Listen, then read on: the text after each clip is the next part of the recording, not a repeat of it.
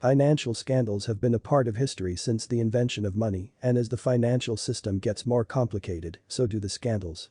But the common underlying factor is that people are in a position to take advantage of others and continue to do so until they get caught, can't keep up with the scandal, or in some cases just feel guilty and turn themselves in.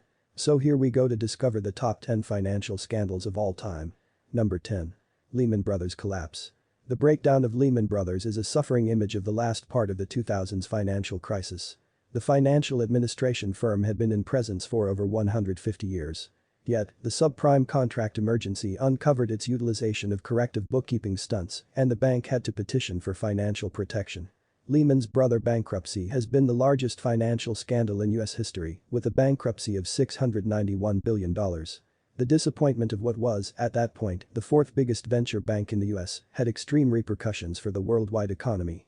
U.S. Treasury Secretary Hank Paulson and Federal Reserve Chairman Ben Bernanke grew concerned over a potential Lehman Brothers bankruptcy in March 2008.3 that was after the Fed had rescued investment bank Bear Stearns. The expectation was that Lehman would be the next to need help. Paulson urged Lehman's president Dick Fuld to find a buyer as Bear Stearns had done. Paulson personally encouraged the only two banks interested, Bank of America and British Barclays. He warned both that neither the Treasury nor the Fed could help with government funds. Number 9. Charles Ponzi. In the year 1919, an Italian immigrant living in Boston, Charles Ponzi, came up with a plan to get wealthy that included purchasing international reply coupons for a cheap cost overseas and then marketing them for profit in the US. He established several investors to back him, even though his business was racking up huge debts due to logistical problems and mounting burdens. In what is now famous fraud, Ponzi just used the funds provided by new investors to pay existing backers and himself. Though not the first scheme of this kind, it was the most well-known and incomparably the largest of its time, missing investors the equivalent of $200 million. So much so that the title Ponzi is now forever inexorably associated with economic fraud. While out on bail, Ponzi shaved his head, grew a mustache, and tried to escape the US on a merchant ship fixed for Italy. Number 8. Madoff Investments. Madoff claimed to use a strategy of buying blue-chip stocks and then hedging them with benefits, the exclusive nature of which allowed him to deliver investors consistently more massive returns than the S&P 500. In certainty, Madoff was just moving an elaborate Ponzi scheme that misrepresented its numbers and relied on a continuing stream of new investor money to stay afloat. When the market began to weaken in 2008 due to the economic crisis, $7 billion were requested by investors in withdrawals. Madoff acknowledged his sons that his firm was a big lie, and they turned him in. Madoff declared blameworthy to 11 governmental violations: securities fraud, investment consultant fraud, mail fraud, wire fraud, 3 counts of money laundering, false statements, perjury, making fraudulent filings with the SEC, and theft from an employee benefit plan. He was confined to a prison for 150 years. Prosecutors alleged the fraud quickly, the most massive Ponzi scheme in history, to be $64.8 billion. According to prosecutors, it may also be the longest-running Ponzi scheme, having started as early as the 1980s. In a letter to his daughter-in-law, Madoff wrote about his prison treatment, stating, "As you can imagine, I am quite the celebrity and am treated like a mafia don. They call me either Mr. Madoff or Uncle Bernie. I can't walk anywhere without someone shouting their greetings and encouragement to keep my spirit up. To avoid significant scandals, be diversified, be disciplined, and do your proper diligence.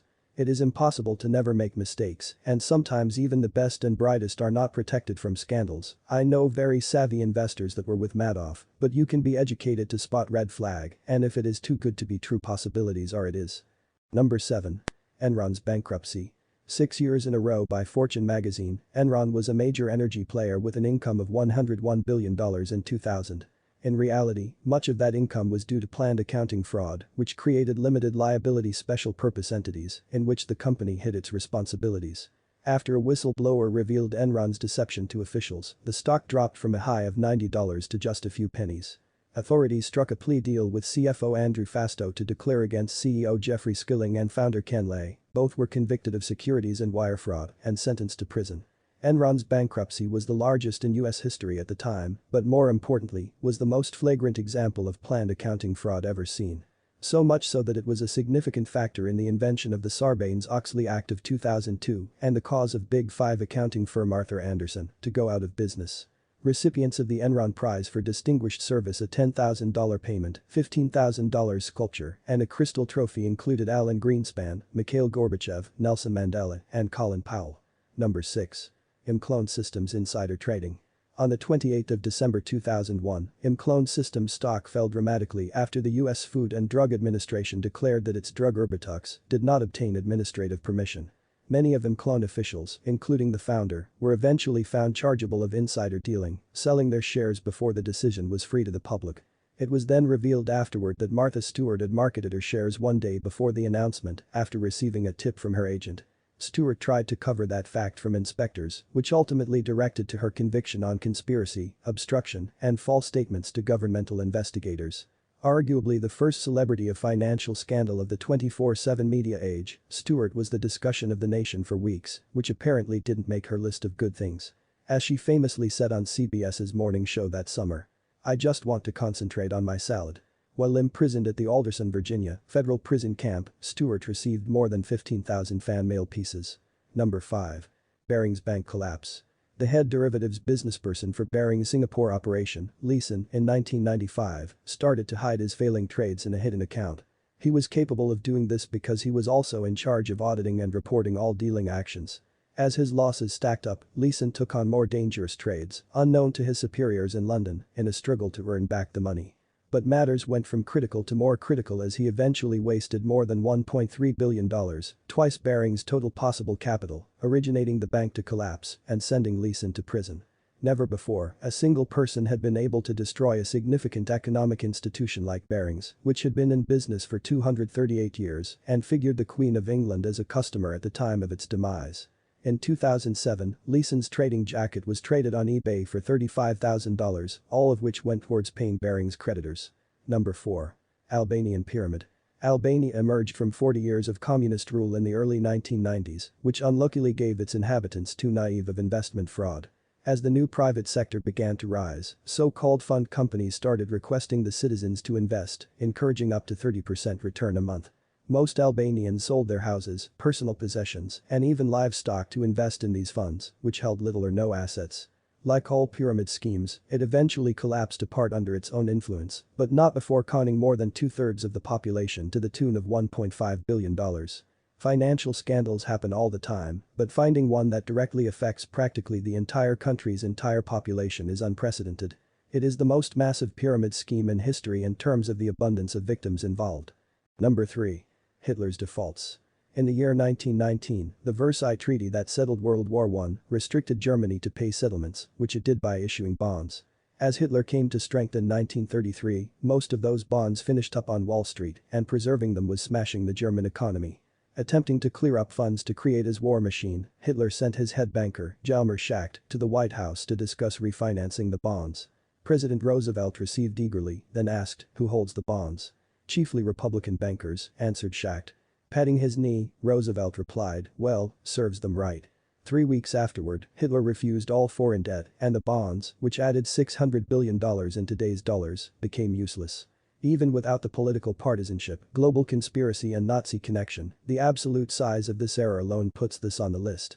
In 1953, West Germany agreed to service these bonds' debt obligation, making the final interest payment in 2010, 92 years after they were declared. Number 2. Teapot Dome. President Harding, in 1921, announced an administrative order assigning authority of the Teapot Dome, Wyoming, oil fields from the U.S. Navy to the Department of the Interior. Interior Secretary Fall then granted drilling advantages to private oil firms without competing for bidding. That technically sounded right.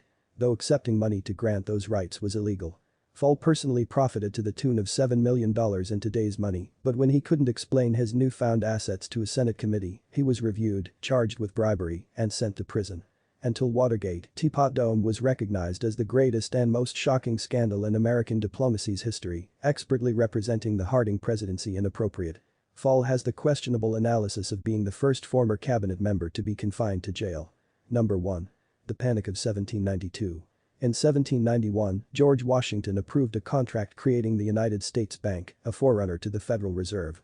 During its primary standard offering, investors aggressively purchased up shares of the bank, causing them to rise in value. William Duer, an examiner and signer of the Article of Confederation, tried to approach the market by purchasing all free shares with borrowed funds. Using them as a guarantee, he then ventured to start a competitive bank but overextended himself, seizing the liquidation of his holdings and sending share prices plummeting. Dewar wasted everything and was tossed into debtor's prison, where he expired 7 years later. Viewed the leading crash ever in the United States, it helped securities dealers access to the Buttonwood Agreement, identified for the spot where it was signed at 68 Wall St. This produced the first exchange for buying and selling securities, now called the stock market. Treasury Secretary Alexander Hamilton's immediate response held financial damage. A companion of Dewar, he tried to intervene on his account but couldn't manage him out of prison. I hope you liked this video. See you in the next video. Till then, take care of yourself. Thanks for watching.